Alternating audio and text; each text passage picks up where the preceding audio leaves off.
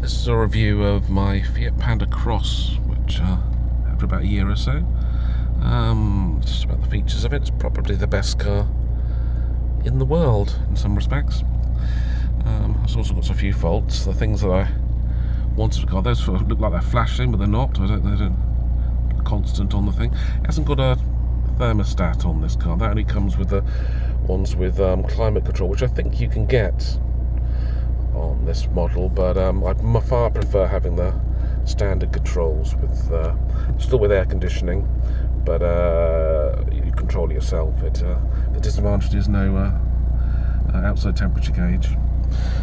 It has the remote controls for the steering, which is something I wanted. It's got electric mirrors. I put a semi-hidden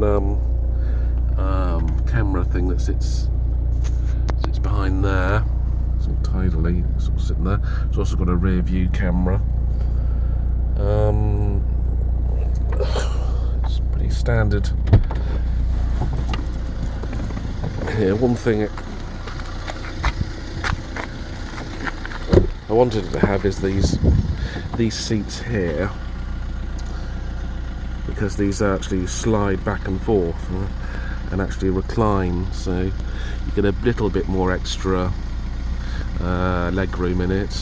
One thing is they do sit a bit higher than the normal seats, although they try to bucket them here to make it less of a problem.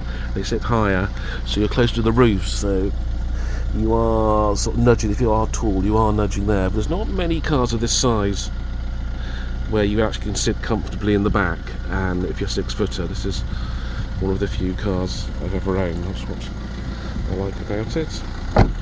The outside of it, it's in pretty good nick. I've done a lot to it. It's got a little crack on here. This is hard. I'm trying to find if I can get a new one of these to replace that one that's cracked. I've done the rear brake pads, but not the rear discs, which the calipers are seized on, which is a bit of a bugger. On the front I have replaced the discs and the calipers and the pads, also the drop links and the suspension arms. All the parts are very cheap. That's another reason why this is the best car in the world, because parts are so cheap. So the Panda Cross has got the different front to the normal Panda 4x4s. It has combined fog lights and driving lights. They're very powerful. For a little car, it's got very powerful headlights. The lower ones are actually the indicators, not fog lights.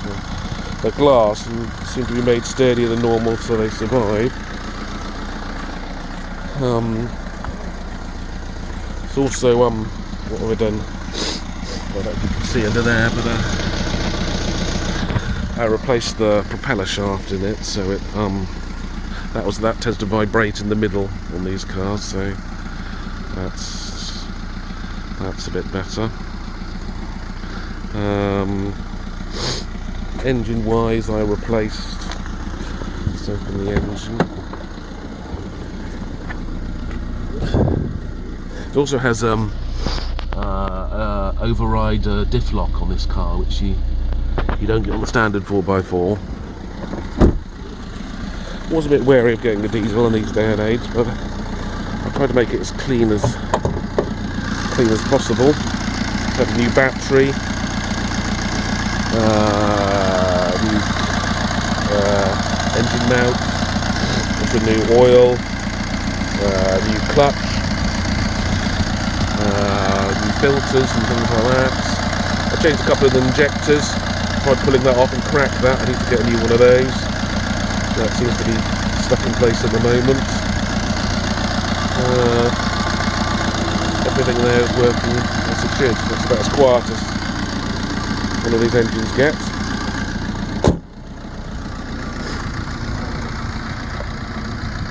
That's the front of it. Probably the best Panda Cross you can get. It's small. It's got proper four-wheel drive. It's high up, easy to get in and out of. It's fast enough, not fast. Could be, you can tune it up, but it has got the Panda gearbox, which isn't up to much more power. That's the trouble. unlike the 100, which you've got a different gearbox, so you can boost that up a bit, but well, this one is probably best to stick with 70 or 75 horsepower, depending on which the later ones you've got, really. And that's about it. It's probably, as I say, you can get in and out of it quick, easy. One thing, it does 50 to 60 to the gallon, which for a four-wheel drive car is pretty unique. It does everything. It's economical, it's fast enough, it's roomy, it's small on the outside, it's four-wheel drive, proper four-wheel drive. Back seats are comfortable for large people. That makes it probably the best car in the world.